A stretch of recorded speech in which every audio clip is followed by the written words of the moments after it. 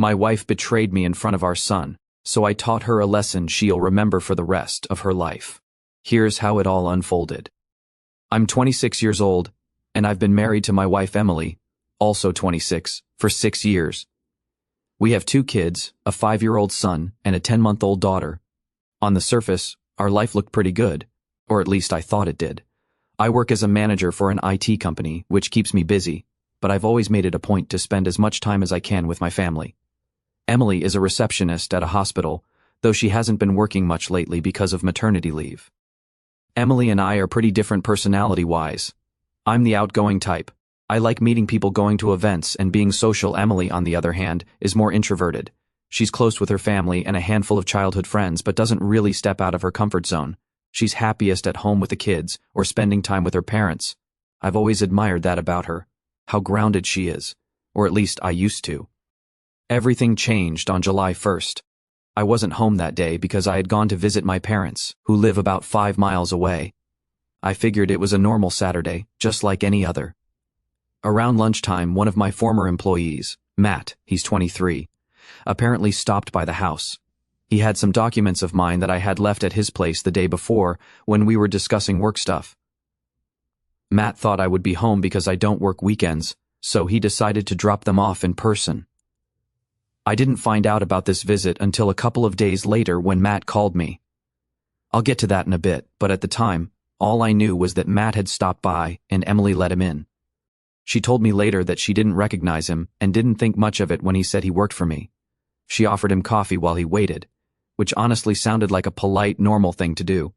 What I didn't know, what I never could have imagined, was what happened after that. Fast forward to July 3rd, and I get this call from Matt. It was out of the blue, and I could immediately tell something was off from the tone of his voice. He started the conversation by apologizing, which caught me off guard. I asked him what he was apologizing for, and that's when he dropped the bombshell. Do you know about me and your wife? At first, I didn't even understand the question. I asked him what he meant, and he started explaining. He said that when he came by on July 1st, Emily invited him in, and they started talking. Apparently, they hit it off over some shared interest in books or something. He said they were talking about literature, which struck me as odd because Emily's not even much of a reader, but whatever.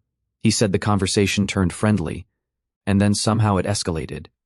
He admitted that they kissed first. I don't know who initiated it, he didn't say, and honestly, I was too shocked to ask. Then he said they took things upstairs.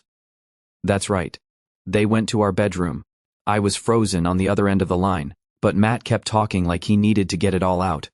He told me something that made my blood run cold. My son walked into the living room while they were downstairs, my 5-year-old son. He said my son asked who he was, and Emily told him to go watch TV, just like that, like it was nothing. Then they went upstairs and had sex while my son was in the house. I couldn't believe what I was hearing. I wanted to hang up right then and there, but I needed to know if he was lying. I asked him why he was telling me this now, and his answer was almost worse than the confession itself. He said he felt guilty, especially because my son had seen him, and he didn't want me to find out years later and think he didn't care. He said he had already quit his job because he couldn't handle the guilt of working with me after what happened. I lost it. I told him I didn't believe him, and that he must be trying to cause trouble, but the thing is, Matt didn't sound angry or vengeful. He sounded remorseful. I don't know, he just kept saying he was sorry and that he thought I deserved to know the truth. Before I hung up, he said one last thing. I didn't force her. She's the one who's married, not me. That line has been playing in my head ever since. I still don't know how to process it. When I got off the phone, I felt like the ground had been ripped out from under me. I was shaking. My hands, my legs, even my voice when I tried to tell myself to calm down. I couldn't think straight. I kept replaying the conversation in my head, wondering if it was all some elaborate lie, or if my wife, had actually done this. I didn't sleep that night. I couldn't. I lay there staring at the ceiling, feeling sick to my stomach. By the morning, I knew I had to confront Emily. A part of me hoped she would deny it, and that Matt was just lying to mess with me, but deep down, I think I already knew the truth. After that phone call with Matt, I was completely wrecked. I stayed up the entire night going over everything in my head. The worst part wasn't even what he said, it was the way he said it. There wasn't any spite or anger in his voice. If anything, he sounded nervous, like someone who knows they have done something terrible but wants to make amends even if it's too late. That's what made it feel real, and honestly, that's what made it so much worse. The morning after the call, I drove back to the house. I hadn't told Emily I was coming back, and the whole way there, I was rehearsing what I was going to say. My hands were shaking on the steering wheel. I was pissed, obviously, but more than that, I was hurt. I kept picturing her face when I walked in. Would she deny it? Would she admit it? How the hell was I even going to handle this? When I got home, the kids were in the living room watching TV. Emily was in the kitchen humming to herself while making breakfast. It was such a normal scene, and for a second, I felt like I had stepped into some alternate reality. How could she act like everything was fine after what had happened? I didn't beat around the bush. I told her I needed to talk to her privately, and we went upstairs. As soon as the door closed, I turned to her and said, "Matt called me." That was it, just those 3 words. Her reaction was immediate. She froze, her eyes wide like a deer caught in headlights. "What did he say?" she asked, but her voice cracked as she said it. I told her everything, every word Matt had said on the phone, down to the smallest detail. As I spoke, I could see the color draining from her face. At first, she tried to deny it. She said Matt was lying, that he must be trying to get back at me for something. But when I mentioned the part about our son walking in, she broke. She started crying. And it wasn't just a few tears, it was full-on sobbing. She kept saying, I'm sorry, over and over again, like that was supposed to fix everything. I stood there watching her, and I felt nothing, no pity, no sympathy, just this overwhelming sense of betrayal. I asked her why she did it. Her answer, I don't know. She said it wasn't planned, that it just happened in the moment. She blamed herself for being too friendly and letting things escalate. She said she felt lonely, that I had been so busy with work and the kids that she felt like we weren't connecting anymore.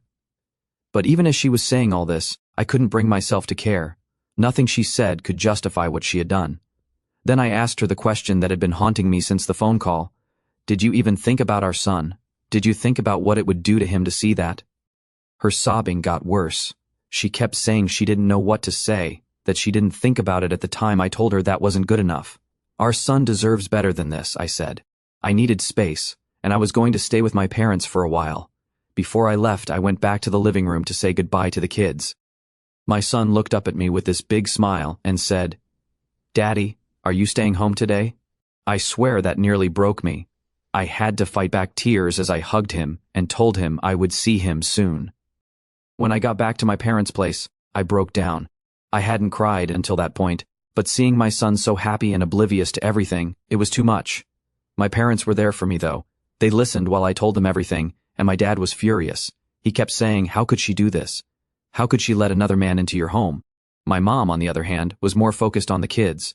She said we needed to make sure they were protected from all of this, especially my son. That night, I started looking into divorce. I knew I couldn't stay with Emily after what she had done. It wasn't just the cheating, it was the fact that she had done it in front of our son and then lied to me about it. How do you come back from that? I texted Emily to let her know I would be filing for divorce. She begged me to come home so we could talk, but I told her there was nothing left to say. I said I would be willing to co-parent for the kids' sake, but that was it. She kept texting me, saying she would do anything to fix things, but I didn't respond. That's where things stand now. I'm staying with my parents while I figure out the next steps. I've spoken to a lawyer about my options, and I've started gathering the necessary documents. The house is in my name, which is a small relief, but custody is going to be tricky. I want to be there for my kids as much as possible, but I also know the courts don't always favor fathers. I'm trying to stay strong for my kids, but it's hard. Every time I think about what Emily did, I feel sick. I keep picturing her with Matt in our bedroom, and it's like a knife to the gut. Thanks for reading, and thanks again to everyone who commented on my first post. Your advice and support mean more than you know. If anyone has tips on how to handle custody or divorce proceedings, especially in the UK, I'm all ears. Update 1. Hey Reddit, I'm back with another update. If you've been following my story, first of all, thank you for the advice and support. I've read through so many comments, and while this whole thing is tearing me apart, it's comforting to know I'm not alone in dealing with this kind of betrayal. After I confronted Emily and decided to stay with my parents, things started to sink in. The initial shock and anger gave way to this deep, hollow feeling. Like I had lost a part of my life I thought was solid. I would look back on moments from our marriage and question everything. Was this the only time she cheated, or were there others I didn't know about? I kept trying to piece together other signs I might have missed, but honestly, she hid this too well. Emily's parents called me a couple of days after I left. I didn't expect them to get involved, but apparently she told them everything. Her mom was crying on the phone. apologizing for what Emily had done like it was somehow her fault. Her dad, on the other hand, was pissed at her, not me. He kept saying, "This is not how we raised her." They both begged me not to make any rash decisions, but I told them I had already decided. I made it clear that while I had no intention of keeping them from their grandchildren, my marriage to Emily was over. Her mom said she understood but asked if I would consider counseling. If not for us two, then for the kids. I told her I would think about it, but honestly, I don't see the point. I had to explain the situation to my 5-year-old in a way he could understand. I didn't tell him the whole truth. He's too young for that. But I did say that Daddy was staying with Grandpa and Grandma for a little while and that everything would be okay. He asked me, "Is Mommy coming too?" And I swear my heart shattered. I just told him, "Not right now, buddy." As for Emily, she has been texting me constantly. At first, it was all apologies, long paragraphs about how sorry she is, how she will do whatever it takes to make things right, how she didn't mean to hurt anyone. But then the tone shifted. She started blaming me. She said I was too focused on work, that I wasn't emotionally available, that she felt invisible in our marriage. That one hit me like a punch to the gut. I have worked hard my whole life to provide for my family. I have put in extra hours, skipped out on social events, and made sacrifices because I thought it was for the greater good.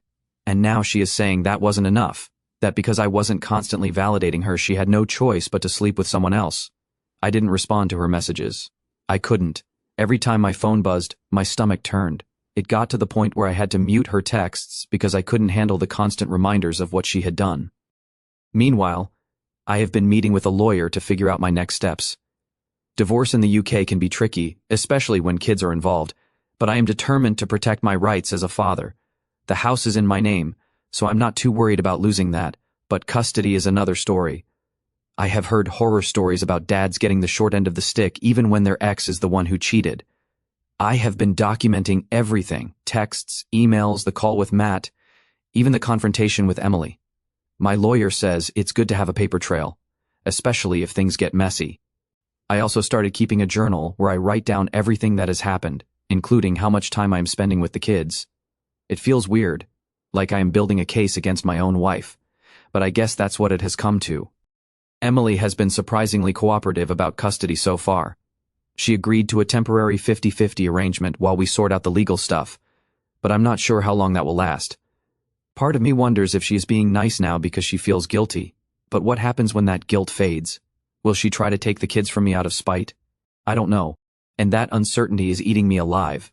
One of the hardest parts of all this has been keeping things normal for my children. My daughter is too young to understand what's happening, but my son, he's smart, smarter than I give him credit for sometimes. He knows something's wrong even if he doesn't have the words for it yet. The other day, we were playing with his toys at my parents' house, and out of nowhere he said, "I miss Mommy." I told him it was okay to miss her and that he would see her soon, but inside I felt like I had failed him.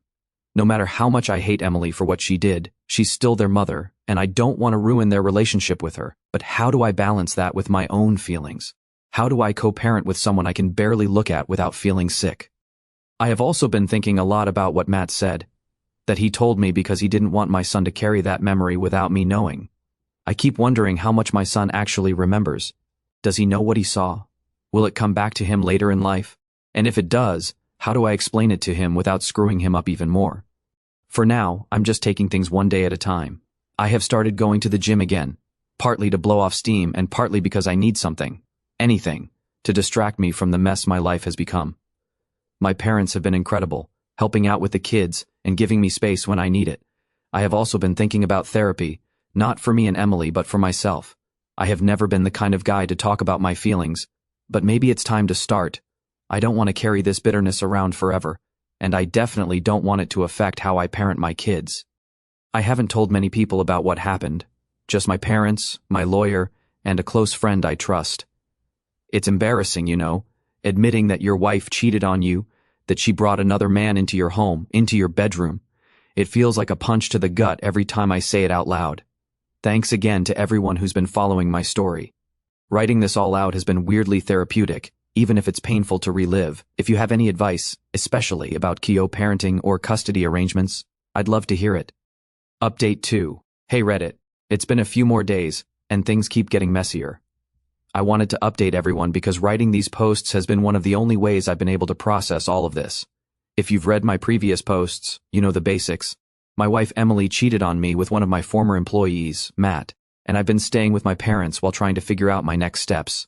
This chapter is about what's been happening since the dust started to settle, or at least I thought it had. After our confrontation, Emily and I settled into this awkward, distant form of communication. Most of it has been through text, and I've only seen her in person a handful of times when I went to pick up or drop off the kids. At first, she was all apologies, but now it feels like she's trying to shift the narrative.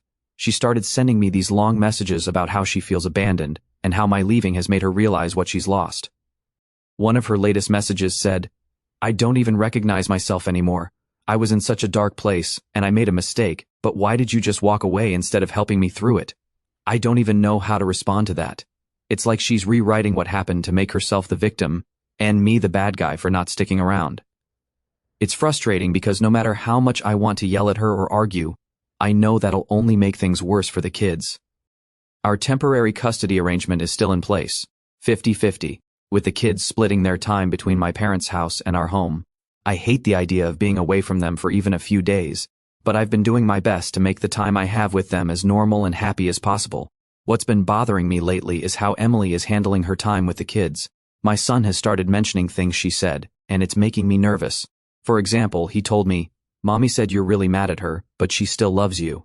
That threw me. I don't want him caught in the middle of this, and I don't think it's fair for her to frame things that way. I brought it up to her over text, trying to keep it calm and respectful, but she got defensive. She said, "I'm just being honest with him. He needs to know that his parents still care about each other even if we're not together." I told her that what he needs is stability, not mixed messages. She didn't reply after that. Something else came up recently that's been eating away at me. One of my CO workers, someone I trust, reached out to me privately. They told me they had heard rumors about Emily and Matt before any of this came to light. Apparently, a few people noticed that Matt had been acting weird at work before he quit, and some of them even speculated that something was going on between him and my wife. Hearing that hit me like a ton of bricks. I had been telling myself that this was a one-time mistake, a moment of weakness, but now I'm not so sure. Was there more to this than I thought? Did their relationship start earlier, maybe while Matt was still working for me? I don't have any proof, but the idea has been gnawing at me. I don't want to spiral into paranoia, but I can't stop asking myself questions. Were there other guys before Matt? Is this just the one I found out about? And if this was an ongoing thing, how could she keep it hidden for so long? My son has been asking more questions lately, and it's been tough to answer them. He's old enough to sense that something isn't right, but not old enough to fully understand. The other night, he asked me, "Are you and Mommy still married?" I froze. I didn't want to lie to him, but I also didn't want to overwhelm him with details he's too young to process. I told him, "Mommy and Daddy are figuring some things out, but we both love you very much." He nodded, like he understood, but I could see the confusion in his eyes. My daughter is too young to know what's happening, but she's been more clingy lately. She cries when I leave the room even for a minute, and it breaks my heart. I feel like I'm letting them both down, even though I know this isn't my fault. One silver lining in all of this has been the support I've gotten from my parents and a few close friends. My mom has been incredible, helping out with the kids and keeping things as normal as possible for them. My dad, though, has been struggling to hide his anger. He doesn't talk about it much, but I can see it in the way he clenches his jaw whenever Emily's name comes up. My best friend Mark has been a rock through all of this. He's the kind of guy who tells it like it is, and he hasn't sugarcoated anything. He told me flat out, "You deserve better, man. Don't let her guilt you into staying." Hearing that from someone who's known me since we were kids has helped me stay grounded. I'm meeting with my lawyer again next week to finalize the divorce paperwork. We've already discussed some preliminary things like financial arrangements and custody, but there's still a long road ahead. I've been reading up on CO parenting after divorce, trying to figure out how to make this work for the kids' sake. One thing I'm struggling with is the idea of forgiving Emily, not for her sake, but for mine. I don't mean forgetting what she did or letting her back into my life, but letting go of the anger. Right now it's like this constant weight on my chest, and I don't want it to consume me. I've started looking into therapy, not just for me, but possibly for my son too. I don't know how much he remembers or understands about what happened, but I want to make sure he has someone to talk to if he needs it. That's where things stand for now. I'm taking it one day at a time, trying to keep my focus on the kids and the future. Thanks again to everyone who's been reading and commenting. It means more than you know. If anyone has advice about CEO parenting or how to navigate these tough conversations with kids, I'm all ears. Final update. Hey Reddit, this is going to be my last update for a while. So much has happened, and I feel like I've finally turned a corner. I've gotten a lot of support from people here, and I just want to say thank you. It's helped me keep my head straight through all of this. But now I think I'm at a point where I can focus on the future. Let me walk you through the latest developments. As the divorce proceedings have progressed, I've made sure to protect myself and my kids while setting firm boundaries with Emily. One of the things I realized early on was how much she had relied on me financially, not just for herself, but for her parents too. Before all this, I was the one covering most of the bills. I helped pay for things like her parents' mortgage shortfalls, repairs on their old car, and even groceries when they were struggling. I never complained because I thought we were family and family supports each other. But now that's all on her. When I moved out and cut financial ties with her, it was like pulling the rug out from under her. Suddenly, Emily had to face a reality where she wasn't cushioned by my income. She works part-time as a receptionist, and while it's a decent job, it's nowhere near enough to maintain the lifestyle we had as a family, or to keep helping her parents the way I used to. Her parents have started feeling the effects too. Last week, her dad called me, probably thinking I would bail them out again like before. He mentioned how the house needs some repairs and hinted that they're behind on a few payments. I told him, calmly but firmly, that I'm no longer in a position to help. I said I did what I could when Emily and I were together, but now I need to focus on my kids and my own future. He wasn't happy, but what could he say? He knew the situation, and I wasn't about to back down. As for Emily, she's struggling, and it shows. She's still living in our family home for now, but I've made it clear that the house is mine, and the divorce agreement will reflect that. Once the legal process is complete, she'll have to move out. She's been trying to play nice, but every so often the cracks show. The other day during one of our custody exchanges, she mentioned how hard things have been for her. She said something like, "You don't understand how stressful it is to juggle the kids, work, and everything else." I just looked at her and said, "I think I understand perfectly. I've been doing it for years, only I didn't have someone to fall back on when I messed up. I didn't say it to be cruel, but I'm done letting her guilt trip me. She made her bed, and now she has to lie in it." Emily's parents are feeling the heat even more than she is. They were heavily dependent on the financial support I provided, and now that's gone. I know it sounds harsh, but I don't feel bad about it. For years I stepped up because I thought we were a team. I thought helping her family was part of being a good husband. But after everything she's done, I can't keep putting myself out there for people who stood by while she betrayed me. Her mom even called me recently, crying about how they're falling behind on bills and how Emily just doesn't have the means to help them like I did. I told her, as respectfully as I could, that I'm sorry for their situation, but my priority is my kids. It felt weird to draw that line after all these years, but also liberating. I've been carrying their burdens for too long. Emily has tried to pick up the slack for them, but it's clearly taking a toll. She's picking up extra shifts at work, but it's not enough. She mentioned in passing that she's thinking about selling some of her stuff to make ends meet. A part of me wonders if she finally understands the weight of everything I carried during our marriage. But honestly, it's too late for her to come to that realization now. Despite everything, my main focus is still on my kids. I'm making sure they're shielded from the drama as much as possible. They don't need to know about the financial struggles or the tension between their mom and me. All they need to know is that they're loved and supported. I've also started putting money aside for their future, something I didn't have the luxury of doing before because I was too busy helping Emily and her family. It feels good to know that I'm building something that will benefit them directly. My son has been doing better too. He's adjusted to the new routine, and we've fallen into a rhythm with our time together. I've been trying to make the most of it, whether it's helping him with his homework, taking him to the park, or just sitting with him and listening to his thoughts. He's such a smart, thoughtful kid, and I want to make sure he grows up feeling secure no matter what happens between me and his mom. One thing I've learned through all of this is that you can't let people walk all over you for too long. I put everyone else's needs ahead of my own, thinking it was the right thing to do, but now I realize that taking care of myself is just as important, especially if I want to be the best father I can be. Emily has been trying to get back into my good graces, even bringing up the idea of counseling again.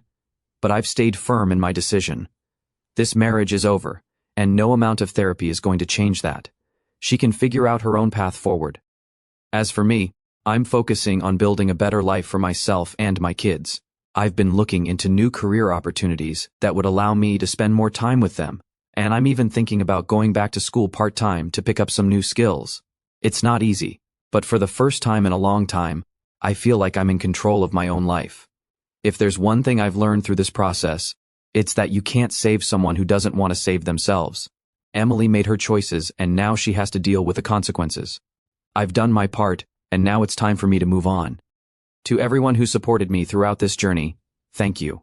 Your advice, your words of encouragement, and even your tough love have made all the difference. I'm still figuring things out, but I know I'll come out stronger on the other side. Here's to new beginnings.